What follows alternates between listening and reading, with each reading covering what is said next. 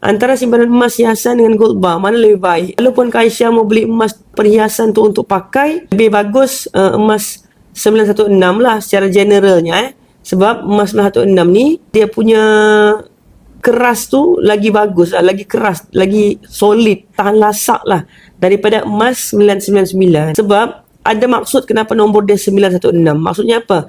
Composition ataupun jumlah emas adalah 91.6% sahaja. Lain lagi 8.4% dia masukkan metal lain, bahan lain, supaya emas tu tahan lasak. Jadi bila tahan lasak memanglah bagus.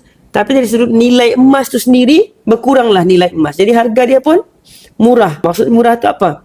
Murah tu as in dari segi dia punya kos kalau ikut gram per gram lah. Kalau tengok gram emas kan, berapa per gram? Mana lagi murah? 916 kan 999? 916 sebab komposisi emas dia tu. Tapi kemudian nanti emas 916 ni dia ada kos upah dia. Kos upah yang kalau contoh kita beli gold bar, lagi besar item tu, lagi kecil dia punya gold premium, macam seolah-olah kos upah lah. Tapi kalau kita beli emas perhiasan, lagi besar item tu, lagi berat dia, lagi tinggi dia punya kos upah. Kos upah pembuatan tu tuan-tuan, ukiran cantik. Saya tengok orang buat, saya pernah pergi kilang, dia tunjuk macam mana cara dia buat buah rantai saja. Ya Allah, saya macam tak boleh imagine macam mana dia mau buat banyak. Satu-satu ni dia bakar, dia pusing, dia bakar, dia tekan, dia apa, kecil-kecil tu satu-satu dia buat tu. Ya Allah, patutlah. Lepas tengok tu saya dah heran dan saya willing untuk bayar kalau saya beli emas perhiasan lah. Tapi saya memang tak beli emas perhiasan. Saya willing untuk bayar kos upah tu sebab proses mau buat tu bukan senang. Tapi kalau Puan